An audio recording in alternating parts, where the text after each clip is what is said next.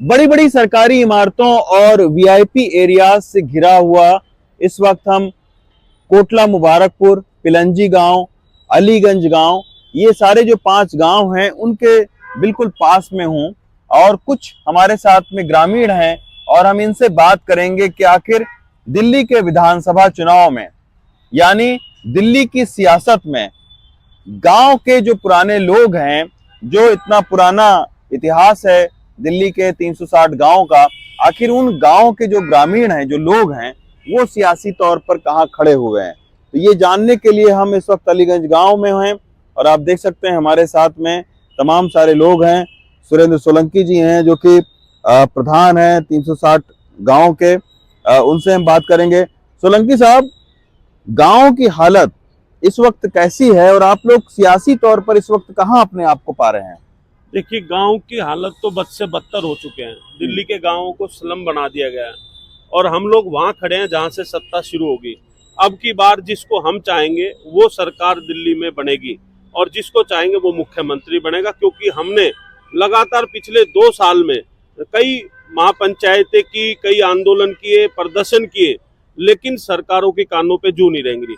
तो हमने 22 दिसंबर की जो हमारी महापंचायत थी मंगोलपुर में, उसमें एक निर्णय लिया था कि दिल्ली के 360 गांव और 36 बिरादरी के लोग एकजुट होकर वोट करेंगे और उसको वोट करेंगे जो हमारी बात करेगा, जो हमारी समस्याओं का समाधान। सर, अगर हम बात करें तो 1 2 3 4 टॉप 3 प्रॉब्लम क्या है आप लोगों के गांव के? आप तो तमाम सारे गांव में घूमते रहते हैं। देखिए, हमारी कोड़ियों के भाव जमीन ने ले ली, आज तक कोई हमें मूलभूत सुविधा नहीं दी गई, तो हम किस बात का टैक्स दें? हमारी पहली डिमांड है कि गांव के अंदर लाल डोरे और एक्सटेंडेड लाल डोरे में हाउस टैक्स नहीं लगना चाहिए, जिसकी घोषणा पिछले साल दिल्ली के मेयर और डिप्टी मेयर ने की थी, लेकिन आज तक उसका जो है नोटिफिकेशन नहीं आया। तो कहीं ना कहीं वो एक बहकाने का काम किया। लेकिन हम लोग चाहते हैं कि हमारा हाउस टैक्स माफ हो, पहली माफ।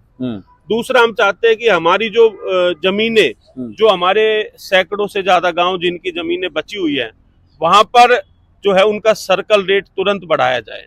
और तीसरी मांग है कि जो हमारे लाल डोरे का विस्तार होना था, वो लाल डोरे का विस्तार तुरंत किया जाए। तो ये 3 आपने देखा कि मांग जो है वो दिल्ली के जो गांव के लोग हैं उन्होंने रखी है। दिल्ली के जो गांव हैं उनका बहुत ही एक पुराना इतिहास रहा है। हम समझने की कोशिश करेंगे। सर, आपका क्या गांव है, कौन सा गांव है और क्या इसका इतिहास रहा है? हमारा गांव दिल्ली की एक वीआईपी नई दिल्ली 3 में हम रहते हैं जी। जो चारों तरफ से डिफेंस कॉलोनी, लोधी कॉलोनी, जो टॉप की अच्छे सुंदर कॉलोनी है, उनसे घिरा हुआ है। साउथ एक्स एक तरफ साउथ एक्स पार्ट 1 है, परंतु हमारे यहाँ घुसते ही आपको पता लग जाएगा कि जैसे बिल्कुल कॉकरोच जैसे रहते हैं ना, जैसे लोगों की ये हालत है। सरकारी तौर पे तो कोई है ही नहीं, सफाई वगैरह कोई कुछ नहीं करता। और गवर्नमेंट ने कभी ये नहीं सोचा कि इनके साथ कुछ दिन पहले इतना बुरा हुआ, घर के घर बेघर कर दिए गए और जिनको पैसा नहीं दिया गया उनकी ज़मीन का। तो ये कोई जायज़ बात थोड़ी है, ये तो बहुत दुख की बात है। ये तो गवर्नमेंट को ऐसे नहीं करना चाहिए अपने नागरिकों के साथ। और पड़ोस में ही रह रहे हैं हमारे प्रधानमंत्री जी भी, ये भी सारे सब। मेडिकल हॉस्पिटल में हमारी ज़मीन गई थी, जहाँ में उसके पर्ची भी नहीं बनाए थे, तो भागो यहाँ से। बदनाम कर रखा है, कोटले वालों से झगड़े करते हैं डॉक्टरों से। तो कुछ अच्छा बर्ताव नहीं है सरकार का हमारे साथ। आप लोग इतने वीआईपी जगह पर दादा रहते हैं, तो ये क्यों इतना आपके साथ में हो रहा है? बिल्कुल मैं देख रहा हूँ गलियों में कोई सफाई नहीं है, बहुत सारे लोग यहाँ पर रह रहे हैं। ऐसे जितनी भी पार्टी आज तक आई है, हाँ, किसी ने हमारा कोई विकास या हमारे तरफ कोई ध्यान नहीं दिया। सिर्फ हमें क्या कह दिया कि ये भैंस पालते हैं और चोर और चक्के हैं। चोर चक्के कहते हैं आज की गवर्नमेंट भी, या बीजेपी हो, कांग्रेस हो, आम आदमी हो, थर्ड पार्टी कोई भी हो, लेकिन गांवों का विकास नहीं। नाली गंदी, सीवर गंदे, पानी गंदा। अभी भी चलाओ तो उसमें पता है वाइट आएगा। आप ये कहते सब हैं कि बेकार दिल्ली है। कई बार उजड़ी है, कई बार बसी है, तो दिल्ली के गांव भी कई बार उजड़े हैं और कई बार बसे हैं, बिल्कुल बसे है ना? बिल्कुल। कितने बार आप लोग उजड़े हैं? हम कम से कम जो 7-8 बार तो उजड़ के, और जो बुजुर्ग थे बड़े बूढ़े, वो तो 12-13 बार उजड़ गए। 12-13 बार। उसके बाद 7-8 बार हम। 75 साल की उम्र हो रही है, हम भी 7 बार उजड़े हैं। अच्छा।